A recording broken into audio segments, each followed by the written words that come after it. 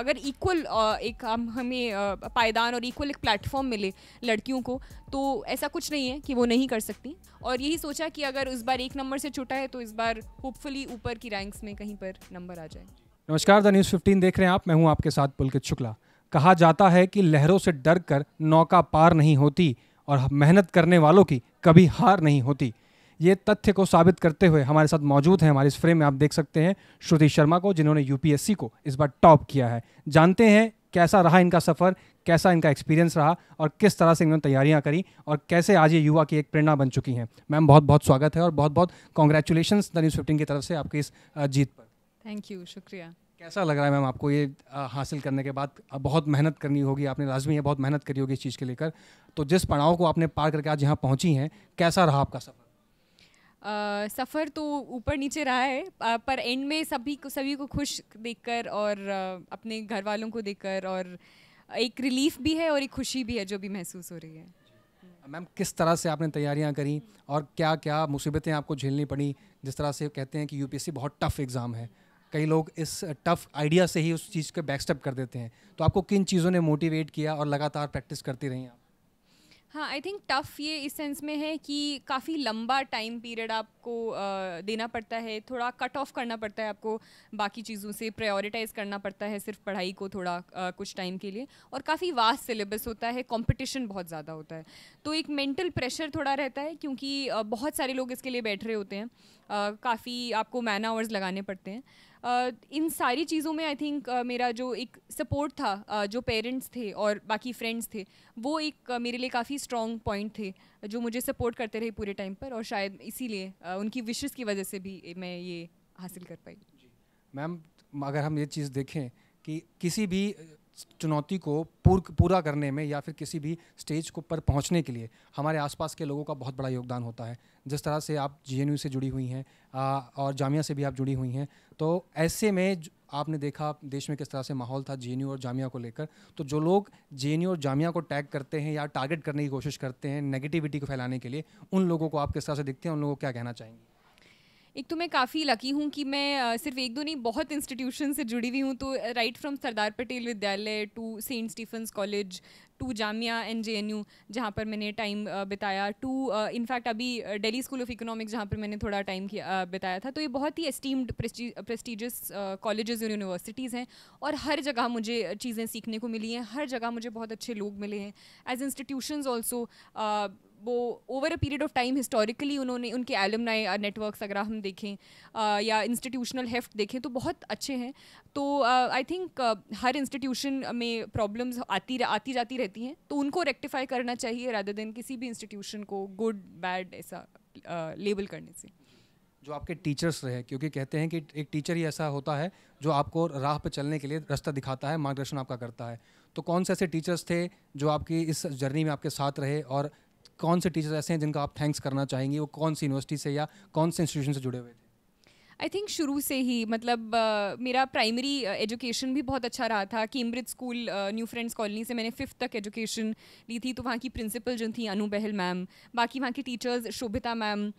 शिखा ma'am, वंदना ma'am मुझे अभी भी याद हैं, जिन्होंने पूरा बेस मेरा वो बनाया था। उसके बाद फिर मैं सरदार पटेल विद्यालय आई थी, तो वहाँ पर भी अनुदिता मैम,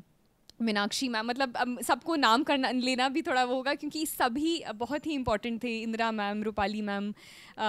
तो सब ने बहुत मेजर कंट्रीब्यूशन दिया था। उसके बाद ग्रेजुएशन में मेरे सारे प्रोफेसर्स, उसके बाद भी जेएनयू में मैं जितने थोड़े टाइम रही थी वहाँ पर मेरी मैम बाद में मेल के थ्रू भी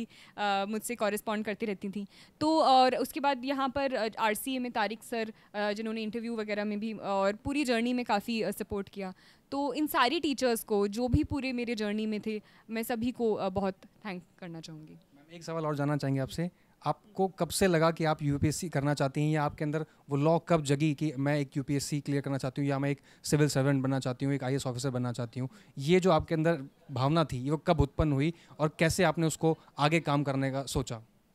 I think back of the mind तो कहीं ना कहीं पहले भी स्कूल में भी रहती थी, कई बार सुनते थे कहीं पर कि सिविल सर्वेंट हैं वो ऐसे काम करते हैं, या फिर मम्मी पापा से कई बार सुनते थे, तो बैक ऑफ द माइंड तो हमेशा थी। पर ग्रेजुएशन के बाद पहले मुझे लगता था मुझे सिर्फ एकेडमिक्स में जाना है या टीचिंग मुझे काफ़ी अपील करता था, तो ग्रेजुएशन के टुवर्ड्स द एंड मुझे रियलाइज़ हुआ कि वो एक बेस्ट प्लेटफॉर्म है जहाँ मैं लोगों को आसपास किसी तरह से कंट्रीब्यूट कर सकती हूँ सोसाइटी के लिए बेस्ट तरीके से। तो ग्रेजुएशन के बाद मैंने डिसाइड किया, और उसी के बाद ग्रेजुएशन के एंड में 3rd ईयर में, और उसके बाद फिर धीरे धीरे स्टेप्स लेती गई और चीज़ें इन लाइन पड़ती गई।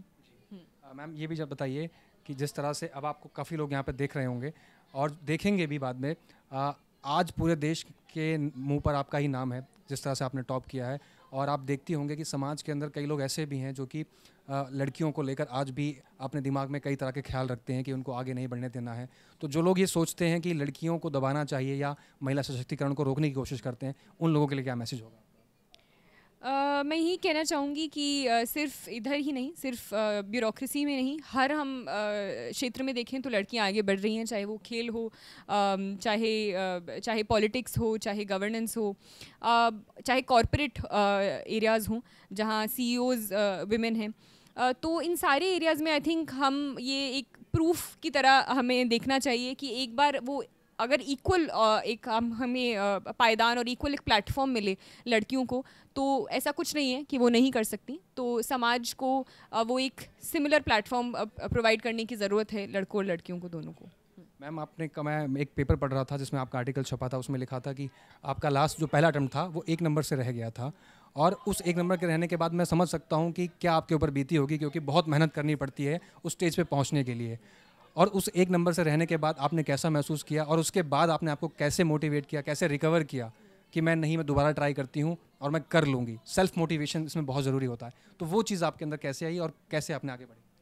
मैंने इनफैक्ट उसको पॉजिटिवली लिया कि अच्छा हुआ कि 1 नंबर से रह गया और नहीं हुआ, क्योंकि शायद फिर अगर हो भी जाता, जैसे क्योंकि मेरा क्या हुआ था कि इंटरव्यू कॉल 1 नंबर से रही थी, तो अगर इंटरव्यू में बाई चांस मुझे बुला भी लेते, उसमें अगर बाई चांस थोड़े कम नंबर आ जाए, या तो मैं लिस्ट के काफ़ी नीचे होती उस बार, या फिर शायद नहीं होती फाइनल लिस्ट में। और मैंने हिंदी में लिखा था, तो मुझे शायद ज़्यादा उम्मीद भी नहीं थी कि इस बार होगा। पर पॉजिटिव ये था कि क्योंकि मेरा उस बार सिलेक्शन नहीं हो पाया, तो फिर मैं अपने ऑप्शनल पर और अपने मेंस पर उस समय काम कर पाई, जो मुझे टाइम पीरियड मिला था प्रीलिम्स से पहले। तो इनफैक्ट मैं उसको पॉजिटिवली लेती हूँ कि वो मैंने पॉजिटिवली लिया उस समय, कि मैं हताश नहीं हुई उससे, और उसी के इमीडिएटली बाद मैंने पढ़ाई शुरू कर दी थी मेंस के बाद ही, क्योंकि मुझे लगा था, क्योंकि हिंदी में मुझे लिखना पड़ा था, कि इस बार इंग्लिश में लिखूंगी, साथ साथ में आंसर राइटिंग पर भी मैंने उन महीनों में प्रैक्टिस की, और यही सोचा कि अगर उस बार 1 नंबर से छूटा है तो इस बार होपफुली ऊपर की रैंक्स में कहीं पर नंबर आ जाए। तो मैम ये बताइए, जैसे आपने 1 नंबर से रह गया, उसके बाद आपने लगातार कोशिश करते रहे, बहुत अच्छा मैसेज आपने यहाँ पर दिया कि कीप ट्राई करते रहिए। जो बच्चे अभी तैयारी कर रहे हैं, किसी वजह से अगर उनका पेपर रह जाता है तो हताश हो जाते हैं, और वो कई बार ऐसा भी होता है कि अटेम्प्ट नेक्स्ट नहीं ट्राई करते, छोड़ देते हैं अपनी अपनी पर्सनल प्रॉब्लम की वजह से। तो जो बच्चे ट्राई कर रहे हैं और किसी का छोटे मोटे नंबर से अगर रह जाता है, तो उनके लिए आप क्या मैसेज देना चाहिए? हाँ, अब ये एक तरफ तो मेहनत का एग्ज़ाम है ही, क्योंकि हर कोई इसमें लगा रहता है और मेहनत की तो ज़रूरत होती है, पर साथ साथ में और भी बहुत सारे फैक्टर्स होते हैं। तो ये कई बार कुछ लक के भी इश्यूज़ होते हैं कि 1 नंबर से 2 नंबर से अगर किसी का छूट रहा है, तो ऐसा नहीं है कि मेहनत में कहीं कमी रह गई होगी, पर फिर भी हमें ये इंश्योर करना चाहिए कि शायद वो 1 नंबर से ना छूटे, हम इस लेवल पर पहुंचे कि वो 20 नंबर या 30 नंबर ऊपर हो, कि वो वाला लेवल आए ना। तो अपने जो लूप होल्स हैं, जो हमारी कमियां हैं, उनको आइडेंटिफाई करना बहुत ज़रूरी होता है, कि हम समझें कि क्या कमी रह गई थी, और तभी हम उस पर काम कर सकते हैं। तो मैंने टॉपर्स वगैरह की आंसर शीट्स देखी थी, उनमें मुझे जो अच्छा लगता था मैं उसको अडॉप्ट करने की कोशिश करती थी, कोई किसी से कोई, क्योंकि सारी चीज़ें नहीं आप अडॉप्ट कर सकते, पर जो आपको अच्छा लग रहा है, जो आप लग सकता है कि आप अडॉप्ट कर सकते हो, तो वो हम कई बार लेकर सीख सकते हैं, जिससे अगली अटेम्प्ट जो दें तो शायद बेहतर कर पाएँ। एक लास्ट क्वेश्चन मैम, अब आपकी जो सफलता की सीढ़ी है आपको मिल चुकी है, तो अब आपको क्या लगता है कि मैं बस यहीं रुकूंगी या आगे का भी आपका कोई प्लान है? आई थिंक ये तो बस अभी शुरुआत है, उस सेंस में कि अभी तो ये रिज़ल्ट आया है। मेन तो मैं जिस वजह से इस सर्विस में आना चाहती थी कि मैं किसी तरह से लोगों के आसपास और जो मुझे जिम्मेदारियां दी जाएंगी उन पर मैं पूरी तरह से खरी उतर सकूं। तो वही मेरा एम रहेगा कि जो भी मुझे जिम्मेदारियां दी जाती हैं उनको अच्छे से कर पाऊँ, लोगों की सेवा कर पाऊँ, देश की सेवा कर पाऊँ। तो वही मेरा अगला एम रहेगा।